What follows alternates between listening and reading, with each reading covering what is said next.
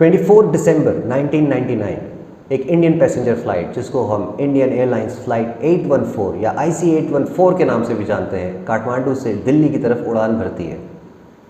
Indian air space में घुसे उसे कुछ ही देर हुई होती है कि उसको 5 टेररिस्ट हाईजैक कर लेते हैं। इतनी हिस्ट्री शायद हम सभी लोग जानते होंगे कि कितने डिफ़िकल्ट सिचुएशंस और कितने चैलेंजेस को फेस करते हुए ये फ़्लाइट सबसे पहले अमृतसर रुकती है, उसके बाद पाकिस्तान, फिर UAE और फाइनली ये लैंड करती है कंधार में जाकर, जहां उस समय तालिबानी हुकूमत थी। उसके बाद एक लंबा दौर नेगोशिएशंस का शुरू होता है और एंड तक आते आते इंडिया को फाइनली 3 टेररिस्ट को रिहा करना पड़ता है उन हॉस्टेजेस के बदले में। लेकिन क्या आप जानते हैं इस पूरे इंसिडेंट में इंडियन इंटेलिजेंस का क्या फेलियर था?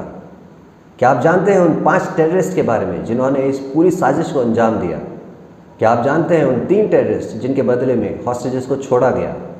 अगर नहीं तो ये कंटेंट आप ही के लिए है। इस वीडियो में न सिर्फ हम आपको उन सब के बारे में बताएंगे बल्कि उनको दिखाएंगे भी। तो आदाब दोस्तों, मेरा नाम है शोएब और आप देख रहे हैं case decode with Shoaib. Reports के मुताबिक हाईजैकिंग की सारी कॉन्स्पिरेसी पाकिस्तान के रावलपिंडी इंटेलिजेंस के हेडक्वार्टर के अंदर रची गई थी। इस कॉन्स्पिरेसी का सोल पर्पस हरकत अल अंसार के जनरल सेक्रेटरी मौलाना मसूद अजहर को रिहा कराने का था, जो कि उस समय जम्मू की जेल में बंद था। अजहर के साथ एक और उसका साथी कमांडर भी बंद था जिसका नाम था सज्जाद अफगानी, जो कि जेल ब्रेकिंग की एक घटना में 15 जुलाई 1999 को कोट बलमान की जेल में मारा गया था। पाकिस्तानी एजेंसीज को डर था कि इंडियन एजेंसी जो है वो अजहर को न्यूट्रलाइज कर लेगी, उससे इन्फॉर्मेशन निकलवा लेगी। उसको छुड़ाने के लिए उसका भाई, जिसका नाम मोहम्मद इब्राहिम अतर अलवी था, ISI के एजेंट्स के साथ मिलकर काठमांडू में ये फ़्लाइट को हाईजैक करने का प्लान बनाता है। लोग चाहे कुछ भी कहें, लेकिन इंडियन इंटेलिजेंस को इस पूरी कॉन्स्पिरेसी, इस पूरी घटना के बारे में कानों कान तक खबर नहीं थी। अगर होती तो शायद उस दिन जिस दिन ये फ़्लाइट हाईजैक हुई, उस फ्लाइट के अंदर इंडियन रॉ के एक ऑपरेटिव खुद ट्रैवल ना कर रहे होते। ये जो रॉ ऑपरेटिव थे ये अभी हाल फिलहाल में यानी कि मई 2022 को रॉ से रिटायर भी हुए हैं। मिनिस्ट्री ऑफ एक्सटर्नल अफेयर्स ने हाल फिलहाल में जो 5 हाईजैकर्स थे उनके नामों की सूची जारी करी है। ये पाँचों के पाँचों हाईजैकर्स एक दूसरे को कोड नेम से बुलाते थे। इनके नाम थे डॉक्टर, चीफ, बर्गर, भोला और शंकर। अभी हाल ही में नेटफ्लिक्स पे जारी हुई एक सीरीज़ IC 814 की वजह से काफ़ी बवाल मचा है। लोग ये कह रहे हैं कि इसके अंदर असली नाम क्यों नहीं दिखाए हाईजैकर्स के, जबकि ये नाम जो है उस फ्लाइट के एक एक्चुअल पैसेंजर्स के थ्रू कंफर्म करे गए हैं। बहरहाल हाईजैकर्स के असली नाम है इब्राहिम अतर अलवी, जो कि मसूद अजहर का भाई है, शाहिद अख्तर सैयद, जिसको डॉक्टर के नाम से भी जाना जाता था,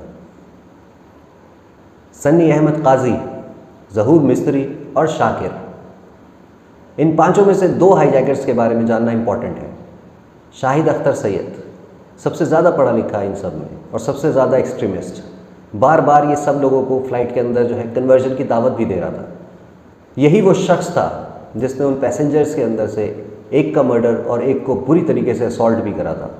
जिस शख्स का मर्डर हुआ था उसका नाम रुपिन काटियाल था। यही नहीं, इस शख्स ने पुअर अफ़गानिस्तान के नाम पर पैसेंजर्स से चंदा भी इकट्ठा कराया, जो कि करीब 85,000 यानी 85,000 रुपये था। अब आते हैं दूसरे टेररिस्ट की तरफ जिसका नाम बर्गर था।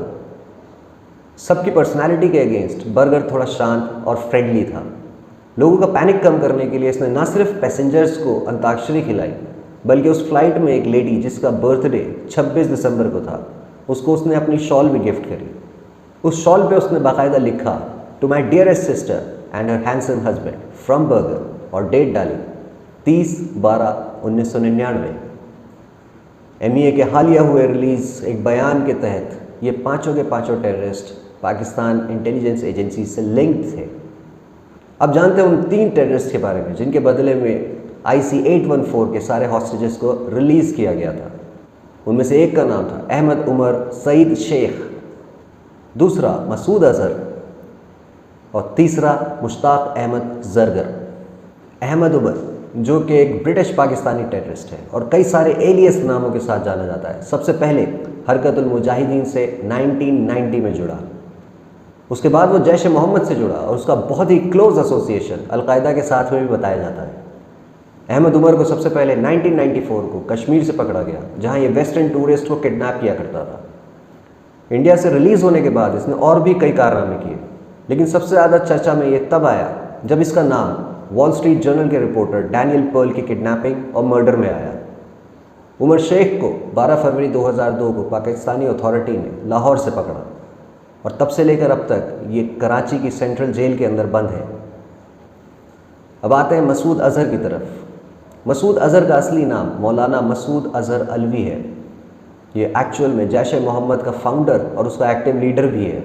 इसका आतंक न सिर्फ एशिया और अफ्रीका में है, बल्कि BBC, जो कि ब्रिटेन का एक बहुत ही फेमस न्यूज़ चैनल है, उसने इसके बारे में कहा था कि ब्रिटेन में जिहाद लाने वाला यही एक शख्स है। मसूद का नाम इंडिया में हुए कई हमले और केसेस के अंदर भी जुड़ा है, जैसे कि 2001 Indian parliament attack, 2008 Mumbai attack, 2016 Pathankot attack, 2019 Pulwama attack. अब आते हैं तीसरे और आखिरी टेररिस्ट की तरफ, जिसका नाम मुश्ताक अहमद ज़रगर है। तीनों में ये अकेला ऐसा टेररिस्ट है जो इंडिया के श्रीनगर से आता है। ये शुरुआत में Jammu and Kashmir liberation front से 1988 में जुड़ा और वहीं इसने कॉम्बैट की ट्रेनिंग भी ली। इस ग्रुप के लीडर अशफाक मजीद वानी की मौत के बाद, जो कि 1990 में हुई, इसने एक अपना अलग ग्रुप बनाया। उस ग्रुप का नाम उमर अल मुजाहिदीन था। मुश्ताक उन लोगों में से एक था जिसने रुबैया सईद का किडनैप किया था। रुबैया सईद उस समय के होम मिनिस्टर मुफ्ती मोहम्मद सईद की बेटी है। बदले में इन्होंने अपने 5 साथियों की रिहाई की मांग की थी, जिसको उस समय इंडियन गवर्नमेंट ने मान लिया था। मुश्ताक को सन 2002 में पाकिस्तानी अथॉरिटीज़ ने गिरफ्तार किया था, लेकिन कुछ रिपोर्ट्स के मुताबिक ये सन 2007 से खुला घूम रहा है, रिहा हो चुका उस केस में और अब बेरोक टोक वहाँ के मुजफ्फराबाद में रह रहा है। इस इंसिडेंट के बाद इंडियन गवर्नमेंट की इंटरनेशनल लेवल पे काफ़ी किरकिरी हुई थी। हालांकि उसके बाद से और इस घटना से सबक लेते हुए उन्होंने अपनी इमेज को, इंटरनेशनल प्रेजेंस को काफ़ी हद तक स्ट्रॉन्ग कर लिया है। तो दोस्तों, ये थी हमारी डीकोडिंग IC 814 के हाईजैकिंग से रिलेटेड इंसिडेंट की। उम्मीद है आपको हमारा ये कंटेंट पसंद आया होगा। मैं आपसे अपने अगले केस में फिर मिलूँगा, तब तक आप अपना ख्याल रखें। आदाब।